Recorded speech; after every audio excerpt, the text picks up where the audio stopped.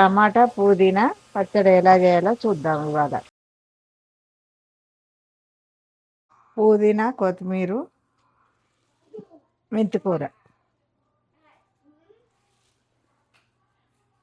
ఈ ఆయిల్లో వేయించాలి. పుదీనా, కొత్తిమీర, మెంతికూర ఎంత ఎక్కువ వేస్తే అంత బాగుంటుంది టమాటా పచ్చడి. ఇది దగ్గరికి మగ్గేదానిక ఉంచాలి. ఉంచినాక ఇది తీసి టమాటాలు మళ్ళీ కొంచెం ఆయిల్ వేసి మళ్ళీ అవి వేపుకోవాలి.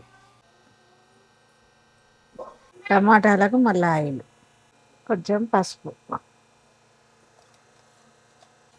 కొంచెం జీలకర్ర వేయించిన దాంట్లో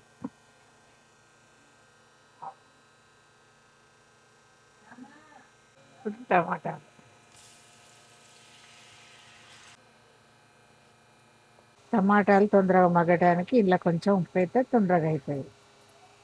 పచ్చిమిర్చి, జీలకర్ర, ఎల్లిపాయలు పెద్దగా ఉంటే కొంచెం ముక్కలు వేసి వేసుకోవాలి.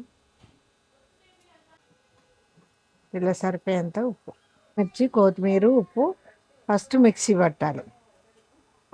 ఇది అయినాక టమాటాలు ఇందులో వేసి మిక్సీ ఒక 2 సార్లు తిప్పితే చాలు.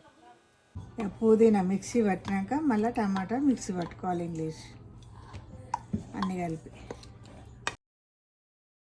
ఒకేసారి మిక్సీ పట్టాలి. చాలా సేపు ఉంచదు, ఒకటేసారి గిడ్డు అనిపిస్తే సరిపోతుంది. ఇట్లా దొడ్డుగా ఉంటే టేస్ట్ ఉంటుంది, రోట్లు వేసి నూరినట్టు.